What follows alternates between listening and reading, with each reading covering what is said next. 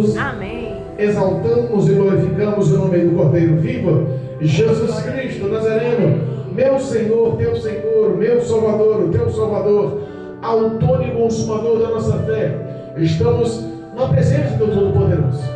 Nós confiamos que Deus tem algo em especial para as nossas vidas nessa noite. Amém. Deus me deu uma palavra nessa noite de quinta-feira, nesse culto de cura e de libertação. E eu creio em nome de Jesus que o Espírito Santo está à frente e há de nos revelar a tua vontade e o teu querer. Amém? Amém. Livro do Evangelho de Marcos, livro do Evangelho de Marcos, capítulo 5, versículo 21 em diante. Louvado seja Deus. Aleluia, glória a Deus. Oh, Deus meu. Amém. Amém? Amém. Marcos capítulo 5, versículo 21 em diante. Diz assim: a filha de Jairo, a mulher que tinha um fluxo de sangue. É o tema da leitura. Aos que puderem nos acompanhar, em nome de Jesus, desprendam-se, fortaleça a sua fé. A Bíblia fala que a fé vem pelo ouvir e ouvir a palavra de Deus. Verdade. Então, em nome de Jesus, acompanhe a leitura. Deus há de falar contigo para a glória de Deus. Amém? Amém. Louvado seja Deus. E diz assim a palavra: e passando Jesus outra vez num barco para o outro lado, ajuntou-se a ele uma grande multidão, e ele estava junto do mar. E eis que chegou um dos principais da sinagoga, por nome Jairo, e vendo-o, prostrou-se aos seus pés, e rogava-lhe muito, dizendo: minha filha está moribunda, rogo-te que venhas e lhe imponhas as mãos, para que sare e viva. E ele foi com ele, e seguiu uma grande multidão que o apertava. E certa mulher, que havia 12 anos tinha um fluxo de sangue, e que havia padecido muito com muitos médicos, e despedido tudo quanto tinha, nada lhe aproveitando isto, antes indo a pior. Ouvindo falar de Jesus, veio por detrás, entre a multidão, e tocou-a nas suas vestimentas, porque dizia: se tão somente tocar nas suas vestes, sararei. E logo se lhe secou a fonte de seu sangue, e sentiu no seu corpo estar já curada daquele mal. E logo Jesus, conhecendo que a virtude de si mesmo saíra, voltou-se para a multidão e disse: quem tocou nas minhas vestes? E disseram os seus discípulos: vê que a multidão te aperta e dizes: quem me tocou? E ele olhava em redor para ver a que isso fizera. Então a mulher, que sabia o que lhe tinha acontecido, temendo e tremendo, aproximou-se e prostrou-se diante dele, e disse-lhe toda a verdade. E ele lhe disse: filha, a tua fé te salvou, vai-te em paz e ser curada deste teu mal.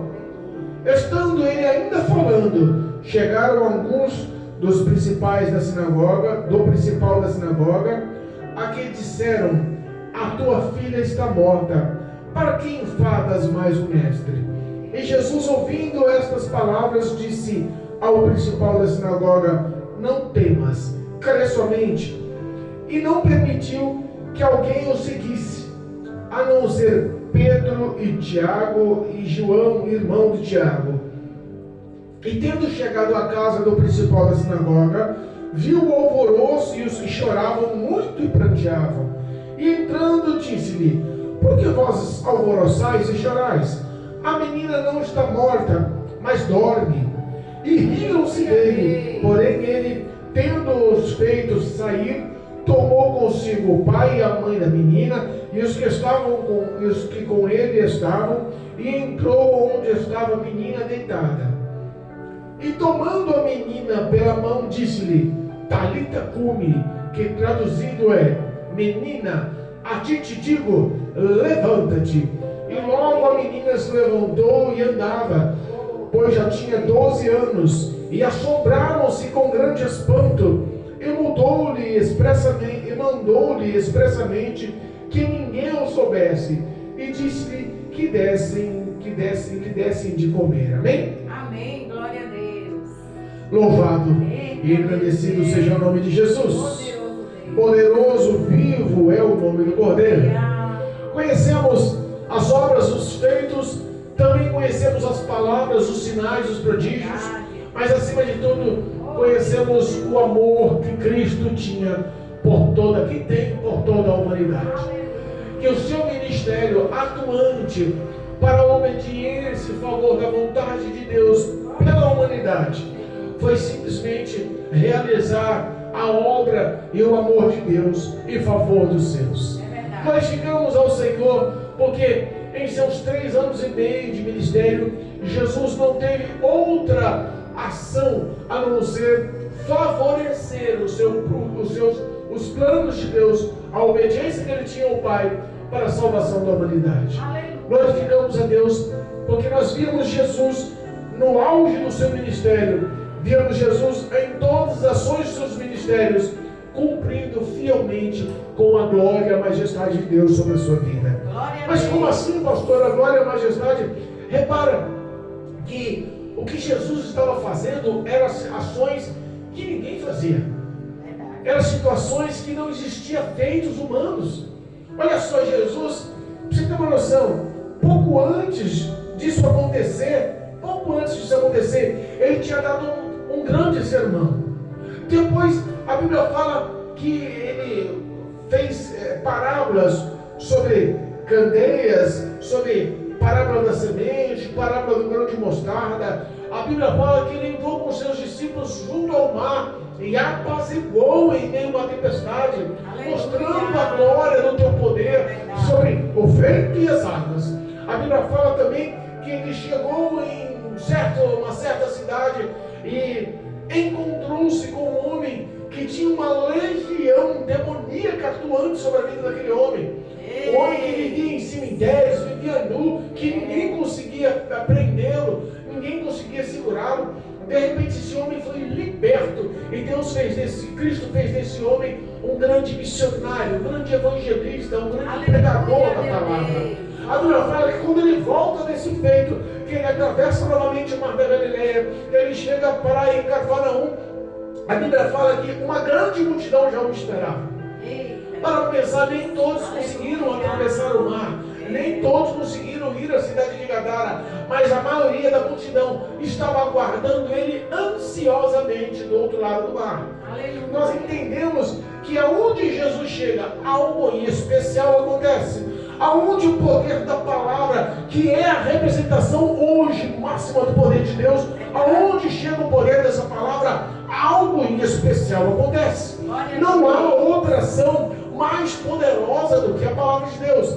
Alguns podem acarretar os dons que o Senhor deixou. Existem dons poderosíssimos, como o dom de maravilhas, o dom de ressurreição, o dom de cura, o dom de parar até com as ações da natureza, mas sem a palavra não há mudança na vida do homem, sem a palavra não há transformação na vida do homem, sem a palavra não há libertação na vida do homem, sem a palavra não há salvação na vida do homem. Então enfatizamos com toda certeza que a palavra é o poder máximo da representação do Todo-Poderoso Jesus Cristo na face da terra, do Todo-Poderoso Deus na face da terra. É a representação máxima do Espírito Santo, nosso único intercessor na face da terra.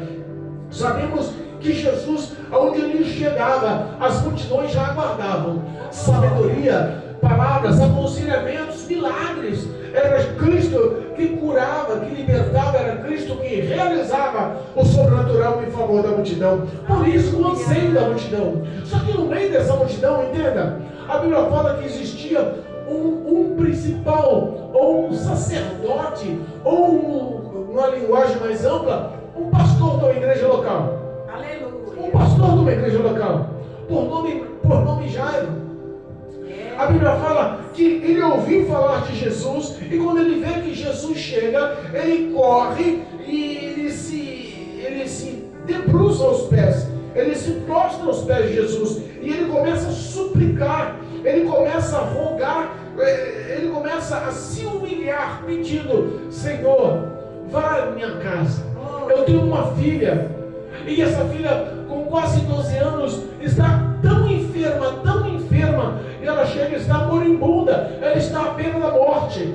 Eu peço-te, vá à minha casa, impõe as suas mãos, ore por ela, para que ela seja curada e que viva. Tradução: eu creio que o Senhor pode curá-la. Eu creio que há unção, virtude e poder em suas mãos. Eu creio que o Senhor é o Filho de Deus, que pode realizar esse milagre. Eu creio, Deus. Repara que um sacerdote, um sacerdote naquele tempo era um homem respeitado. Um sacerdote naquele tempo era um homem que, a uma visão ampla, ele era como um político, que tinha uma grande influência. Ele não poderia, vendo a ação de enfermidade extrema da filha, correr para os outros sacerdotes, ou correr para o Sinédrio, correr lá para Caifás, para Anás, para os grandes, para os representantes, para os líderes da sua religião, das suas leis. Mas ele sabia que no íntimo do coração ninguém poderia dar solução. Talvez a medicina já tivesse desenganado a menina. Ele tinha condições, ele tinha nome, ele tinha influência, ele era conhecido. Você acha que ele não chamou o médico para cuidar da sua filha única? Uma filha de 11 anos que ia fazer 12. Única filha. O coração dele palpitava.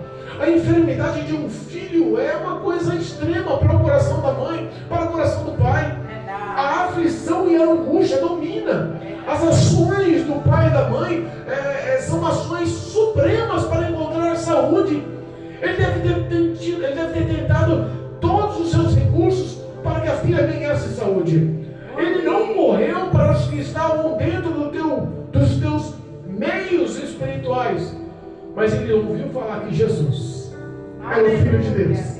Ele ouviu falar que Jesus era o Todo-Poderoso, fazia prodígios e milagres. Ele ouviu falar que Jesus era o Messias. A grande multidão fazia o nome de Jesus. A grande multidão falava sobre Jesus. É verdade, meu Deus. E de repente ele quebra o protocolo. Um homem influente, famoso, de grande nome, se prostra no chão e roga com humildade: socorre a minha filha. Ele quebra o protocolo. E nós vemos aí uma lição importante. Quantos homens com tanta influência, com tanto estudo, com tanta cultura, ou com tantas condições, com tanto dinheiro, lutam com toda a sua influência, com todos os seus recursos, para levar cura aos seus filhos. E tem hora que o medicamento não faz mais efeito. Tem hora que a ação profissional dos melhores médicos, dos melhores hospitais, perdem a sua eficácia. Tem hora que a ciência já não consegue mais responder. E nós vemos que em ações assim, o homem, ele recorre a Deus. A medicina não pode fazer mais nada. Eu preciso de algo a mais. Não quero perder o meu filho. Não quero perder a minha filha. Aleluia. Ações ocorrem assim todos os dias. O nome do Senhor, ele é reconhecido, lembrado e proclamado nos hospitais, em todos os locais do mundo. É difícil uma pessoa que recebe um diagnóstico de morte com uma enfermidade extrema, que expressa ao médico: não posso mais fazer, a medicina não pode mais fazer, a ciência não pode mais fazer, o medicamento não tem mais eficácia, a condenação e a ação é certa, morte, óbito. É difícil uma pessoa num momento desse não lembrar de suplicar, de se humilhar embaixo das poderosas mãos de Deus, através da oração, de clamar e proclamar a autoridade, a graça, a misericórdia e a ação do Senhor Jesus em favor dos seus pequenos. Essa foi a ação humilde desse homem conhecido em meio a toda a multidão. Ele não chamou, que nem Nicodemos, Jesus no particular, no oculto, no escuro, à noite. sem que ninguém o veja, ele se mostrou. Aleluia. Não importa quem sou, minha filha é mais importante. Não importa a minha fama, minha filha é mais importante. Aleluia. E Jesus olha o perfil de humildade daquele sacerdote e ele fala: eu vou à tua casa, Glória a Deus. eu vou ter com a sua filha, Deus. eu vou levar saúde, eu vou a caminho do seu lar, eu vou atender o seu pedido. E a Bíblia fala que a multidão o seguia, e os seus discípulos com ele, e a Jairo com ele. A expectativa do coração de Jairo era intensa. Ele estava com pressa, minha filha está morrendo. Eita Deus. Mas a Bíblia fala que no meio daquela multidão que o oprimia, que o apertava, de repente uma mulher, que também há 12 anos sofria. A filha de Jairo tinha quase 12 anos. Mas essa mulher, a Bíblia fala que não expressa o nome, mas essa mulher, ela tinha um fluxo de sangue constante. Eita Deus. Podemos entender que essa mulher, ela entrou no fluxo menstrual e não cessou o fluxo menstrual. Ela não cessou o período É verdade. do fluxo menstrual. É verdade. Por 12 anos essa mulher padeceu.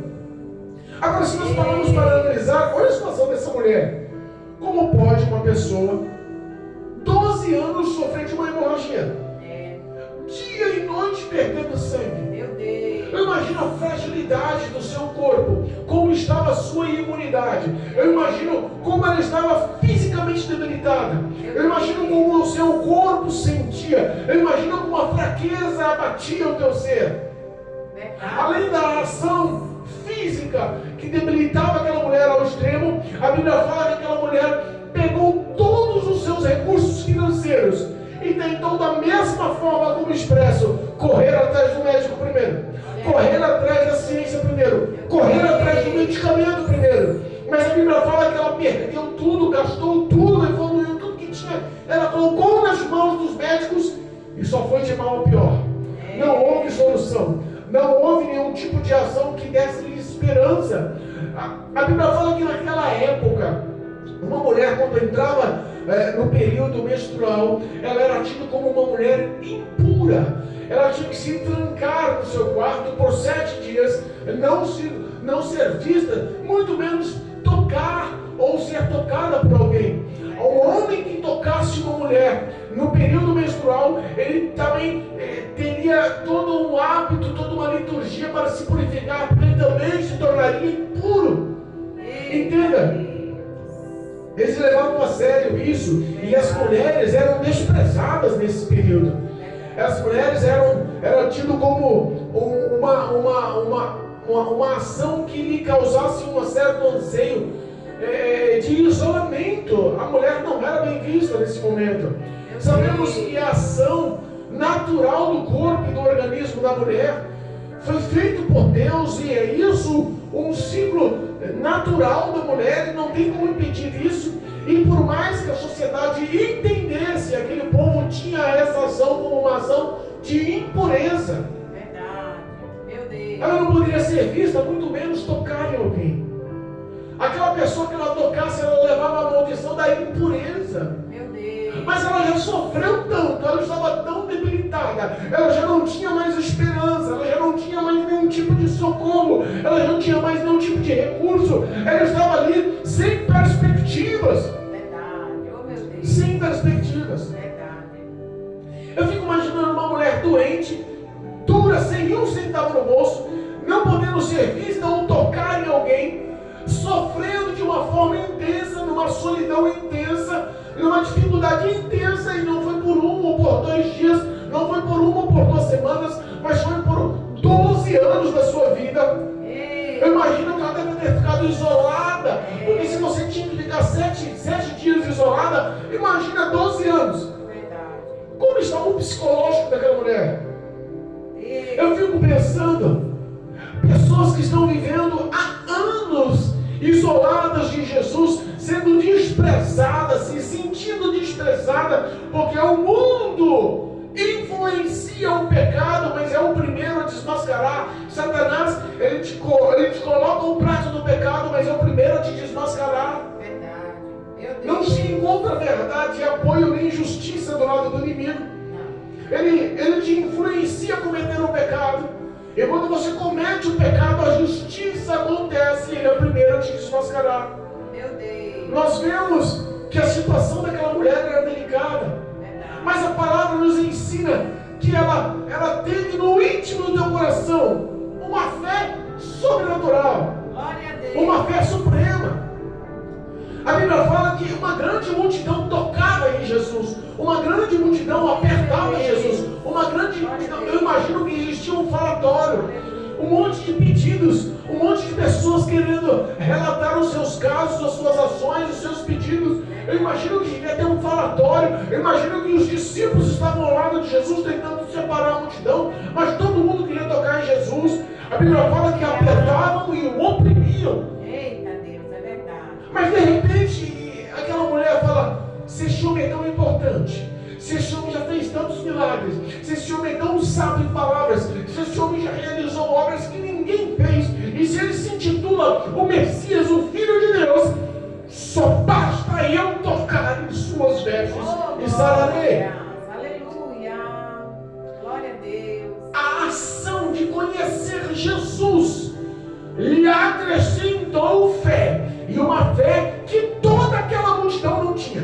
Eita Deus. Como assim, pastor, se afirma?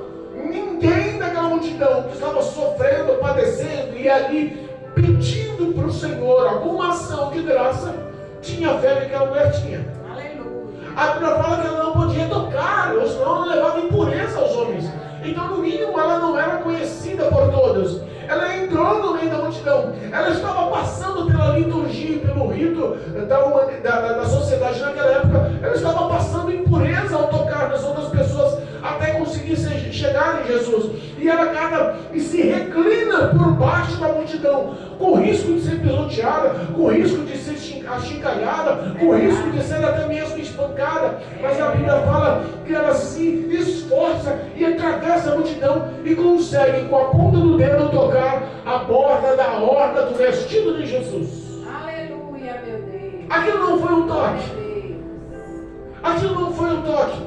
Aquilo foi uma ação sobrenatural. É verdade. Hoje eu convido você a sair da sua rotina, do seu tabu, a enfrentar a multidão de dúvida, a multidão de incredulidade que existe no teu coração, a enfrentar essa ação rotineira, a quebrar todos os seus obstáculos e chegar à presença de Jesus e pedir por fé a sua cura, a sua libertação, a transformação dos seus passos, a transformação das suas falas, das suas condutas, a libertação do teu espírito e pedir ao Senhor que lhe dê do teu Espírito Santo, que faça do Senhor Senhor e Salvador da sua vida, mudando o contexto de rumo da sua eternidade. Eu convido você hoje a agir por fé e se humilhar na presença do Senhor. Glória a Deus. Entenda uma coisa: se aquela mulher, ao tocar em alguém, ela levava impureza, com Jesus foi diferente. Glória a Deus. Se os homens que recebessem um toque dela, ou tocassem nela, se sentissem impuros, com Jesus foi diferente. Aleluia. Mas ela tocou em Jesus. O certo era levar a impureza para Jesus, mas a glória, a graça, a compaixão, a misericórdia, o poder, a virtude do Senhor, em vez de levar a impureza a Jesus, ela recebeu a cura, ela recebeu a glória, ela recebeu a virtude do Senhor. A Bíblia fala que Jesus, no meio daquela multidão, para e faz um pedido, ele solta uma palavra, e solta uma frase: peraí, quem me tocou? Oh, glórias. Aqui em Marcos não fala, mas em Lucas, capítulo 8, versículo 42, se eu não me engano, diz que toda a multidão, Lucas 8, 42, diz que toda a multidão se cala. No mínimo, a multidão estava tocando, oprimindo, apertando Jesus. Quando ouve ele falar: quem me tocou? Oh, Deus meu. O tom de voz deve ter sido diferente. Verdade. O tom de voz deve ter sido com mais autoridade, com uma virtude diferente na fala, na voz. De repente as pessoas no mínimo se assustaram. Falaram: rapaz, eu estava tocando, mas o tom dele de falar que ele me tocou me deu até medo. Deu um passo para trás e todo mundo se calou. Todo mundo se omitiu. Ninguém falou: eu estava te tocando. Estava todo mundo apertando Jesus, como ninguém falou. Como ninguém expressou, não, eu estava tocando, ele também estava, ele estava tocando.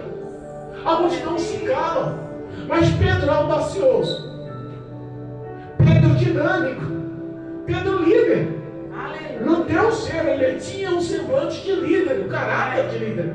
Ele foi o primeiro a expressar e os outros discípulos o apoiaram. Mas mestre, que história é essa que ele me tocou? Olha a multidão te tocando, olha a multidão te apertando e te oprimindo. E tu faz uma pergunta dessa, quem me tocou? Eita Deus, aleluia. Jesus responde, alguém me tocou diferente, porque de mim saiu virtude e poder. Oh Deus poderoso, aleluia meu Pai. Obrigado Jesus. Nós vemos hoje um evangelho diferente de 50 anos atrás. Verdade. Nós vemos hoje uma verdade diferente de 50 anos atrás. Nós vemos hoje uma sinceridade diferente de 50 anos atrás. Nós vemos hoje a diferença espiritual do corpo de Cristo que tinha 50 anos atrás. Aleluia. Pastor, você está falando de discriminação? Não.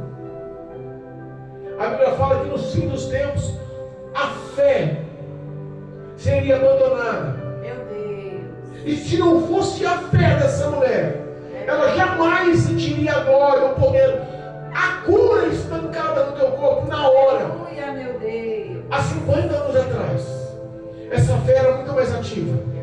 Há 50 anos atrás, a igreja, o corpo de Cristo era muito mais ativo. Há 50 anos atrás, eu imagino que essa igreja viva, ativa na fé. Talvez sentisse como aquela mulher do fluxo de sangue sentiu. A virtude e o poder cada vez que entrava na presença do Senhor. Oh Deus.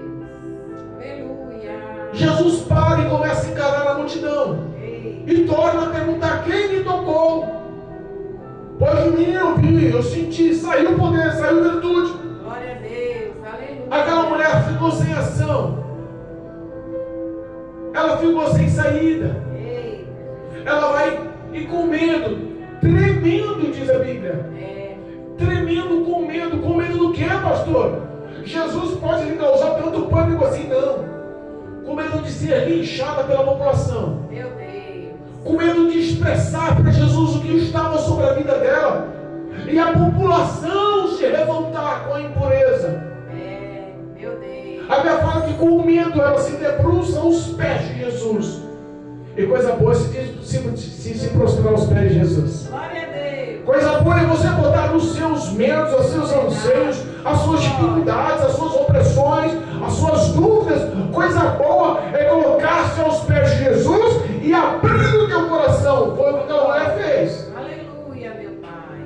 Obrigado. Ela se relutando dentro de si, ela quebra mais uma vez o protocolo e abre o coração. Se prostra mesmo com medo, mesmo tremendo. Ela relata para Jesus, sou eu. Oh, glória. Olha, eu não queria te deixar impuro. Eu não queria te levar à maldição. Eu não queria que o senhor ficasse mal visto. Mas eu sofro há 12 anos do fluxo hemorrágico. Eu já não tenho mais dinheiro, já não tenho mais amigos, eu vivo isolado, a minha família me despreza, eu já não consigo mais apoio em canto nenhum, eu estou sem perspectiva, sem sonhos, o meu destino é a morte, a minha fraqueza é tão grande, eu não tinha mais esperança, mas um dia eu ouvi falar que Jesus nos traz esperança, um dia eu ouvi falar que Jesus, o Nazareno, o Salvador, o Messias, veio na face da terra e eu precisava me encontrar, eu lhe precisava tocar. Glória a Deus. A minha vida dependia disso, o meu futuro dependia disso. Aleluia.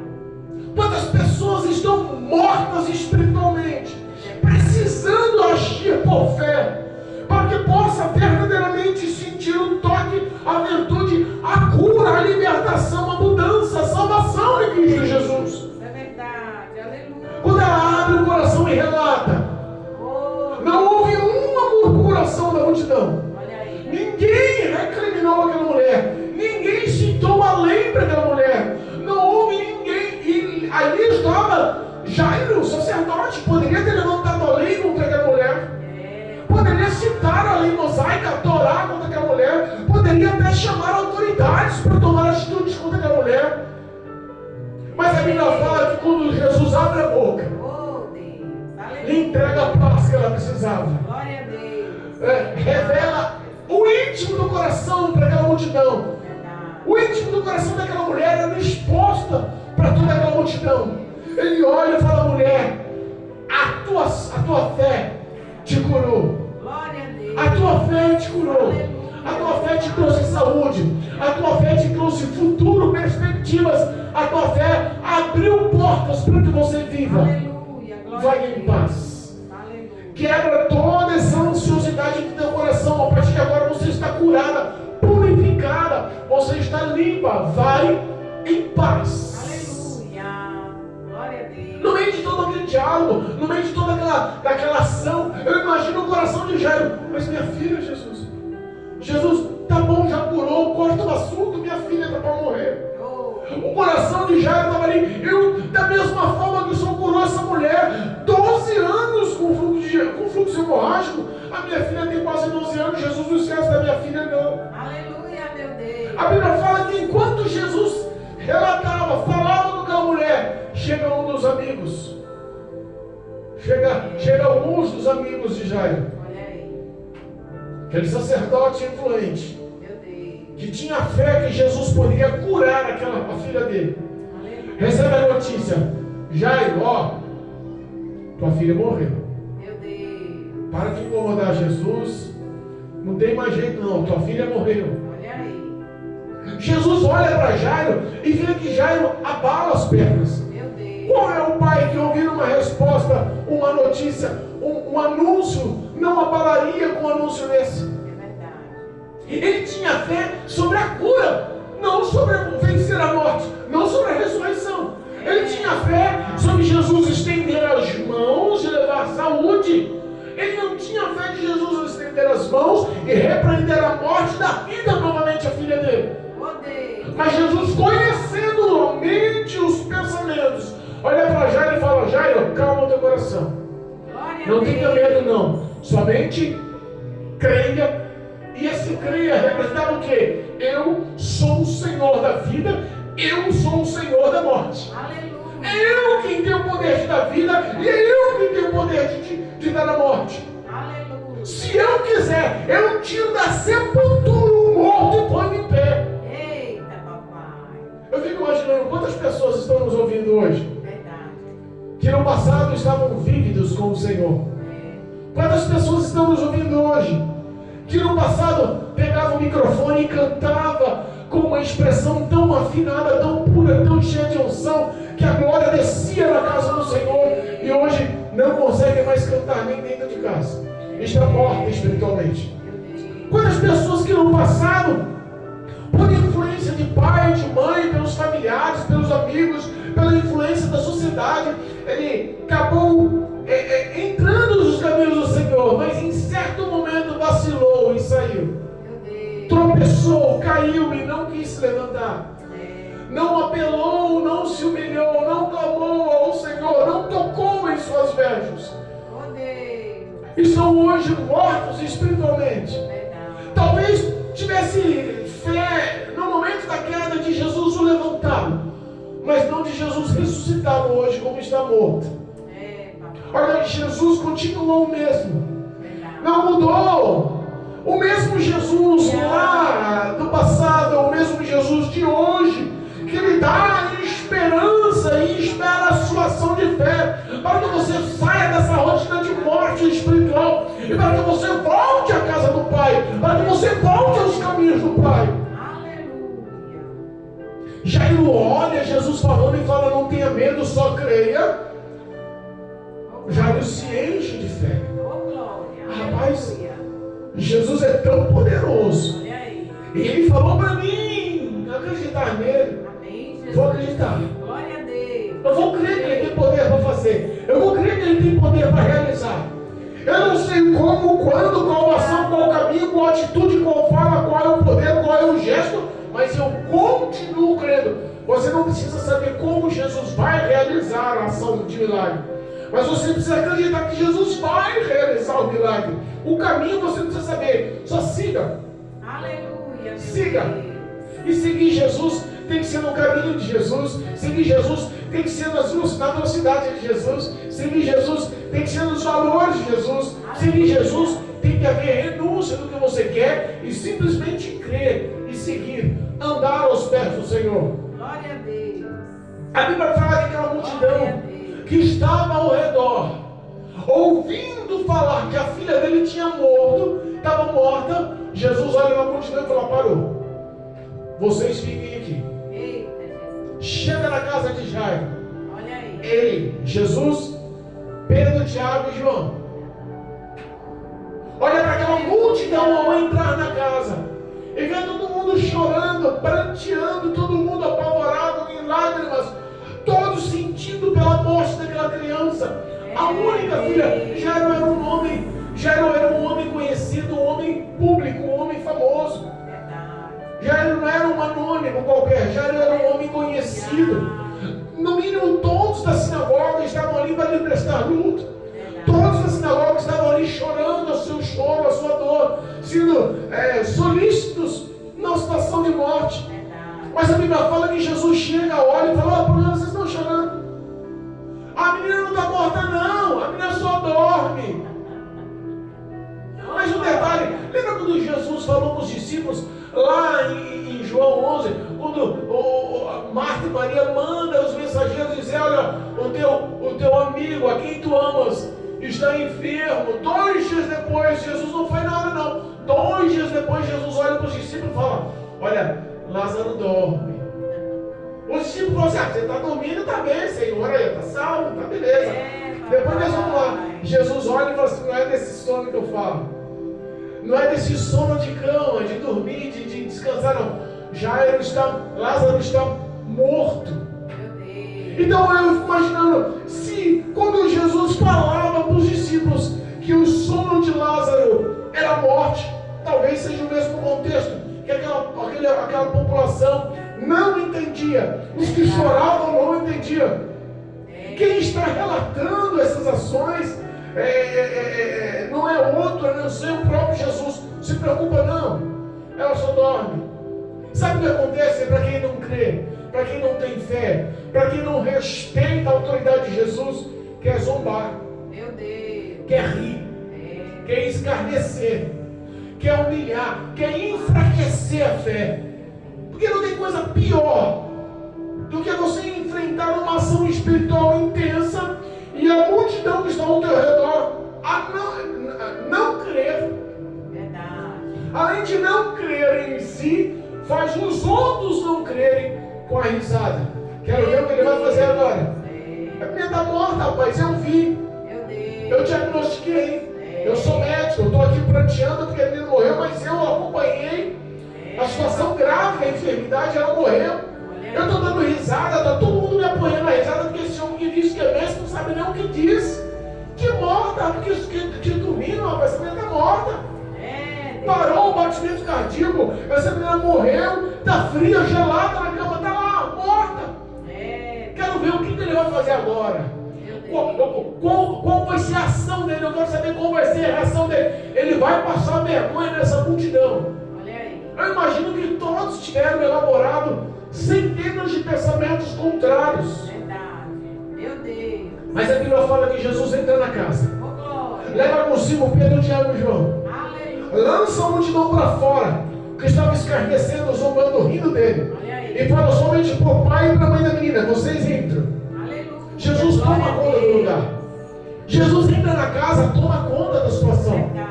Se Jesus entrar na casa do teu coração, Ele vai entrar no teu coração e vai botar para fora toda a incredulidade, toda a zombaria, toda a influência maligna que tenta roubar a sua fé. E vai começar a trabalhar naquela casa.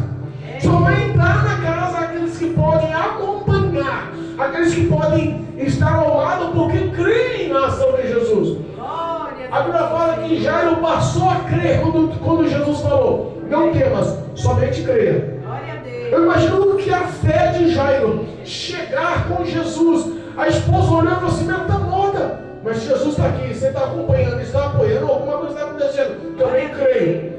A fé encheu no coração da esposa, a fé encheu no coração do pai, e a Bíblia fala que Jesus entra. Aleluia. E não leva muito tempo. Olha aí. olha só, essa parte eu quero ler com os irmãos. Louvado seja Deus. Glória a Deus. Exaltado e bendito seja o nome do Senhor. Versículo 41 do capítulo 5 de Marcos. E diz assim: e tomando a mão da menina, Jesus estende as mãos, a menina deitada, a menina morta. Eu imagino que a menina já estava gelada, sem cor, sem circulação, sem batimento. Aquela menina estava morta na cama. Jesus leva a sua mão e toca na mão daquela menina morta, daquela criança com quase 12 anos morta. Pega na mão daquela menina e dizendo, olha só, Talita cumi. Glória a Deus. Jesus falava naquela época em aramaico.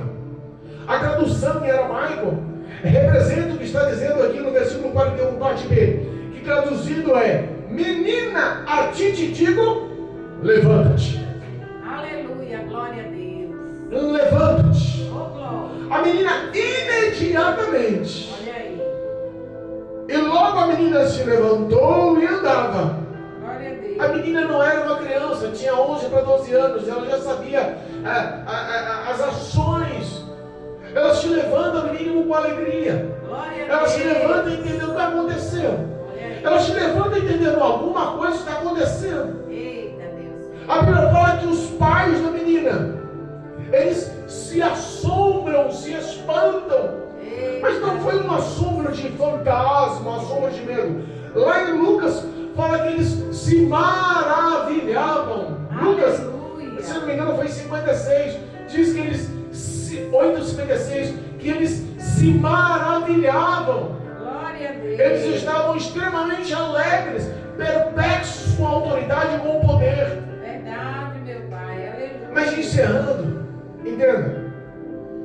Se Talita cumi quer dizer, menina, a ti te digo, levanta-te. Talita cumi quer dizer, levanta-te. Hoje eu quero profetizar Talita cumi em sua vida. Aleluia. Hoje eu quero profetizar Talita cumi aos mortos espirituais. Levanta-te. Hoje eu quero profetizar Talita cumi aos que estão afastados. Levanta-te. Hoje eu quero profetizar Talita cumi aos que estão desviados, que procuraram outras religiões e estão frustrados. Levanta-te. Hoje eu quero profetizar Talita cumi aos que estão enfraquecidos e não estão congregando. Levanta-te. Hoje eu quero profetizar Talita cumi aos que estão enfraquecidos e não conseguem mais orar, jejuar, ler a Bíblia. Levanta-te. Hoje eu profetizo Talita cumi aos que estão decaídos. Cristo te levanta hoje. O cair é do homem, mas o levantar pertence a Jesus Cristo. Talita cumi nos seus sonhos, Talita cumi nos seus projetos, Talita cumi na tua salvação, na salvação da tua casa, Talita cumi para a sua vida. Glória A a poder Deus. no nome de Jesus. Amém.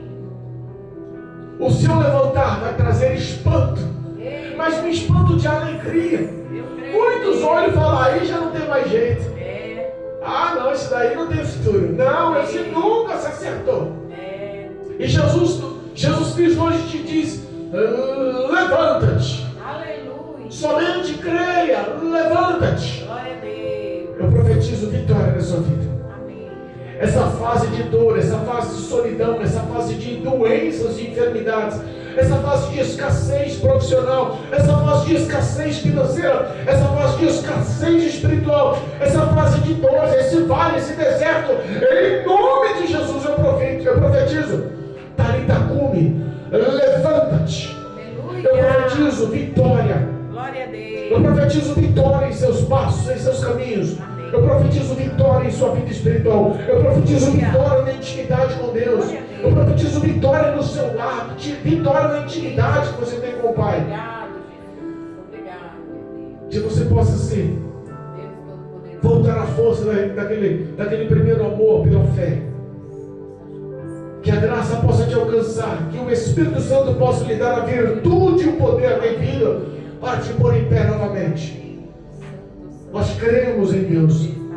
E nós cremos na tua vitória, na resposta dessa profecia. Em nome de Jesus. em nome de Jesus. Amém? Amém. Louvado seja Deus.